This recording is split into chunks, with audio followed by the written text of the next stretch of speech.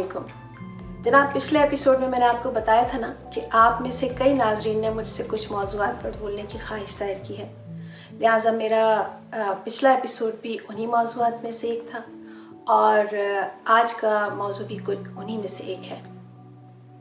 आपका मेरी आवाज़ में शामिल होना मुझे आपसे गुफ्तगू की हिम्मत ही नहीं देता, बल्कि मेरी सोचों को भी वसी करता है और इसका बहुत बहुत बहुत शुक्रिया। किसी मुफक्किर ने कहा है कि life is made of memories, और ये बात सच भी है, क्योंकि ये मेमोरीज़ तो होती हैं जो हमें ज़िंदा रखती हैं, खुश रखती हैं। आपने अक्सर अपने बुज़ुर्गों को बड़बड़ाते सुना होगा। ज़रा करीब से जाके गौर से सुने तो आपको अंदाज़ा होगा कि वो अपने बचपन की, जवानी की पुरानी पुरानी बातों को याद कर रहे होंगे। जी हाँ, जिन लोगों ने अपनी यादों की कदर की और अच्छी यादों से फ़ायदा उठाया, वो सारी उम्र और अच्छी यादों से सरशार होते रहते हैं। इवन दुखों से भी वो बहुत कुछ सीखते हैं, ख़ास तौर पे लम्हों की कदर करना। और ऐसे लोग हमेशा कामयाब और मुतमईन रहते हैं। आज का एक बहुत कॉमन शिकवा ये है कि ज़िंदगी बहुत मसरूफ़ हो गई है और इस मसरूफियत की वजह से एक दूसरे से मिलना बहुत कम हो गया है। मगर मैं समझती हूँ कि इस ना मिलने में सिर्फ मसरूफियत का हाथ नहीं है, बल्कि एक और वजह भी है जो बहुत अहम किरदार अदा कर रही है, और वो है ज़रूरत से ज़्यादा एहतमाम। और वो यूँ कि जैसे ही किसी के आने की इत्तला मिलती है, घर में एक भगदड़ सी मच जाती है। घर के लोगों को मेहमान बजाय रहमत के ज़हमत लगने लगता है। और ऐसा भी नहीं है कि इसमें सिर्फ मेज़बानी का कसूर है। मेहमान भी अब चाय और बिस्किट की खातिर को खातिर नहीं मानते। आपको शायद याद हो कि हमारे बचपन के ज़माने में, जो कोई इतनी पुरानी बात भी नहीं है, हमारे बड़े एक दूसरे से मिलने और मिल बैठने का बहाना ढूंढते थे। किसी के अगर वफ़ात हो जाए या कोई गम हो तो सोयम, 10वां, 40वां और फिर हर साल बरसी। खुशी का जिक्र हो तो कभी रोज़ा कुशाई, कभी आमीन, कभी ख़त्म कुरान, यानी बहाने बहाने से तकरीबात मुनक़िद की जाती थी। शादी ब्याह हो तो हफ्तों पहले से हर दूसरे तीसरे रोज़ रात के खाने के बाद सब शादी वाले घर में जमा हो जाते थे। गाते थे, बजाते थे, माहौल को रंगीन करते थे, खुशगवार बनाते थे, एक्साइटिंग करते थे, गोया कि ये सब की खुशी हो।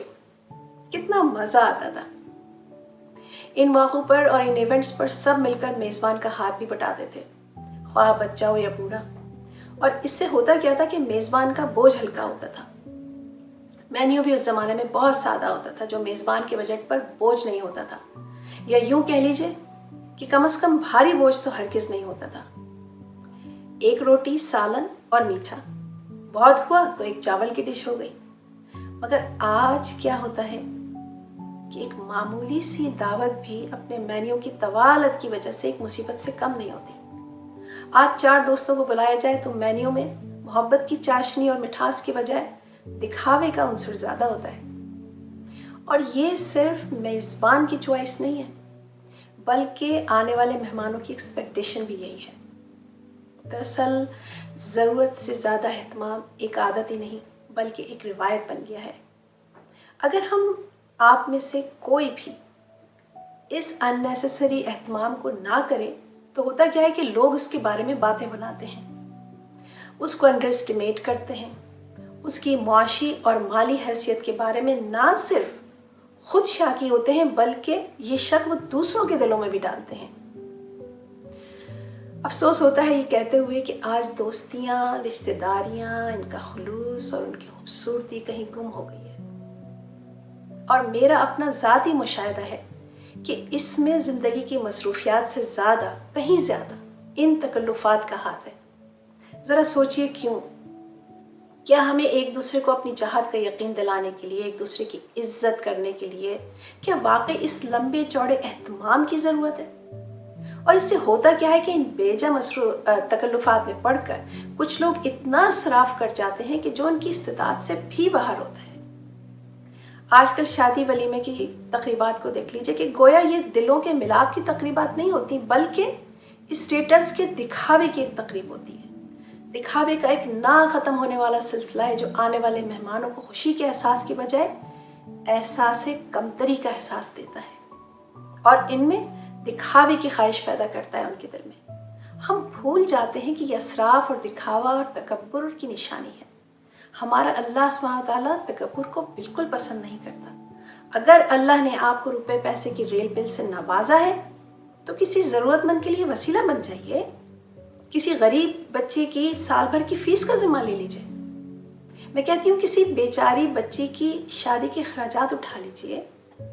یقین مانیے آپ کے دل کو یہ چیز زیادہ سکون اور طمانینت دے گی۔ اور ایک بات اور، پہلے گھر میں ایک کمانے والا ہوتا تھا، مگر آج عورت بھی اس عمل میں شریک ہے۔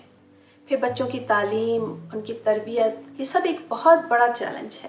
فاصلے بھی بڑھ گئے ہیں، ہر کام میں ڈبل وقت صرف ہوتا ہے۔ اور یہ صورتحال صرف پاکستان ہی میں نہیں ہے، بلکہ آج ہر جگہ تقریباً یہی حال ہے۔ اس مصروفیت میں سے وقت نکال کر اگر کبھی مل بیٹھنے کا سوچا بھی جائے تو لمبے چوڑے اہتمام کا خیال ہمت ہی توڑ دیتا ہے۔ اور نتیجہ کیا ہوا کہ اب دوستیاں سوشل میڈیا تک محدود ہو کر رہ گئی ہیں۔ اب اگر کسی کی برسی ہو تو ہم آنکھوں میں آنسو بھرا ایک ایموجی یا کوئی غمگین سا Google image WhatsApp group پر ڈال دیتے ہیں۔ اگر خوشی کا موقع ہو تو بھی ہم اسی سے ملتا جلتا خوشی کا اظہار کرتے ہیں۔ یعنی اب ہماری خوشی اور غم کے جذبات کا اظہار سوشل میڈیا اور ایموجیز تک محدود ہو کر رہ گیا ہے۔ اور ظلم تو یہ ہے کہ اس طریقہ کار سے اپنے جذبات کا اظہار کرنے والے بھی خوش ہیں اور جن کی یہ خوشی یا غم ہے وہ بھی۔ کیوں؟ کیونکہ انہیں پتہ ہے کہ اس غم یا خوشی کا اگر اہتمام کیا گیا تو گھر کا بجٹ مہینوں تک آؤٹ آف کنٹرول رہے گا۔ اور تو اور گھریلو خاتون جو ہیں وہ ان کی جو اس اہتمام کے بعد حالت ہوگی اس کا تو بیان نہ کرنا ہی بہتر ہے۔ تو وہ سوچتے ہیں چلو ایسے ہی چلنے دو۔ ایک مشہور مغربی رائٹر روائے ٹی بینٹ اپنی کتاب دی لائٹ آف ہارٹ میں لکھتا ہے کہ good friends care for each other, close friends understand each other, but true friends stay forever beyond words, beyond distance and beyond time. یعنی یہ جناب ہے رشتوں کی گہرائی اور سچائی جو ہم کھو بیٹھے ہیں، اور یہی وجہ ہے کہ ہمیں ہر رشتہ اب ڈیمانڈنگ لگتا ہے۔ پہلے ہم یوں ہی بیٹھے بیٹھے کسی کا خیال آیا اور اس کے گھر پہنچ جاتے تھے اس سے ملنے کے لیے، پر آج ہمیں دعوت ناموں کا انتظار رہتا ہے، اور یہی چیز فاصلے پیدا کر رہی ہے۔ حدیث کی روح سے جو 7 چیزیں ہر مسلمان پر فرض ہیں ان میں سے ایک ہے ایک دوسرے پر احسان کرنا، اور دوسری ہے کسی مسلمان کی دعوت کو قبول کرنا۔ سوچیے کہ ہم کتنے خوش نصیب ہیں کہ ہم ایسے مذہب کی روشنی اپنے دل میں لے کر پیدا ہوئے ہیں جو ہمیں احسان کرنا اور دعوت قبول کرنا ہم پر فرض کرتا ہے اور یہ سکھاتا ہے، اور ہمارے معاشرے کو ان ادب و آداب کا پابند کرتا ہے۔ یعنی جب میزبان آپ کو انوائٹ کرتا ہے تو یہ اس کا احسان ہے آپ پر، اور آپ جب کسی کی دعوت قبول کرتے ہیں تو یہ آپ کا احسان ہے اس پر۔ ہماری اسلامی تاریخ تو ایسے واقعات سے بھری پڑی ہے جس میں اصحاب نے میزبانی کی مثال قائم کی اور مہمان نے احسان مندی کی۔ سب کچھ اچھا چل رہا تھا، ہم مقصدیت کو اپنا شعار بنانے اور اس کو پانے کی کوشش میں اپنی زندگی بڑے شان سے گزارتے تھے اور یوں اچھی یادیں جنم لیتی تھیں، مگر اب نہ زندگی میں مقصدیت رہی ہے اور نہ ہی احسان کرنے کی ہمت ہے۔ پچھلے دنوں پاکستان جانا ہوا تو میرے درزی نے بتایا کہ اب تو ایک نیا رواج چل پڑا ہے پاکستان میں کہ کسی خاندان میں موت میت ہو تو خواتین و حضرات دوڑے دوڑے اگلے ہی دن درزی کے پاس پہنچتے ہیں کہ بھائی جلدی سے یہ جوڑا سی دو، سوئے میں پہننا ہے، اور اس کے اگلے جوڑے کا آرڈر بھی تیار ہوتا ہے کیونکہ 40واں بھی تو قریبی ہے۔ ادھر کیٹر حضرات بھی کچھ ایسی ہی اطلاعیں دے رہے ہیں، کہتے ہیں کہ ایک ٹھیک ٹھاک لیندی مینیو ہوتا ہے ان مواقع پر، اور آنے والے خواتین و حضرات دنیا سے چلے جانے والے کا اور اس کی اچھائیوں کا ذکر کرنے کے بجائے کھانے کی ان ڈشز پر تبصرہ کر رہے ہوتے ہیں۔ آئی ڈونٹ نو کہ یہ ہم کدھر جا رہے ہیں اور ہم کس تہذیب کو اپنا رہے ہیں۔ سن 2000 میں نیو یارک میں میری ملاقات اشفاق احمد اور بانو قدسیہ سے کئی بار ہوئی۔ ان کی خوبصورت اور نہایت معنی خیز बातों से मुस्तफ़िद होने का इत्तेफाक भी हुआ।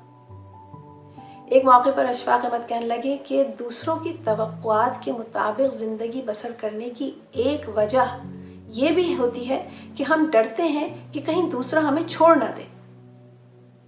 जान रखिए, रिश्तों को इम्तिहान में डालना रिश्तों को कमज़ोर कर देता है। आइए हम सब अपने आप से वादा करें कि हम किसी रिश्ते को इसलिए नहीं छोड़ेंगे कि वो हमारी शान के हिसाब से हमारे लिए लंबा चौड़ा एहतमाम नहीं कर सका। किसी मेज़बान को हम अपनी तवक्कुआत का पाबंद नहीं करेंगे। हम जिंदगी को रिश्तों की छाँव में ऐसा ही गुजारेंगे जैसा कि उसे गुजारने का हक है, सादा, आसान और दिलनशीं। ये चीज़ हमारी ज़िंदगी को खूबसूरत और बामानी करेगी और हमें ये शिकवा नहीं रहेगा कि हमारी ज़िंदगी बहुत मसरूफ़ हो गई और हमारे पास एक दूसरे से मिलने का वक्त नहीं है। तो आइए इस तरकीब को आजमाते हैं और किसी दोस्त से मिल के आते हैं।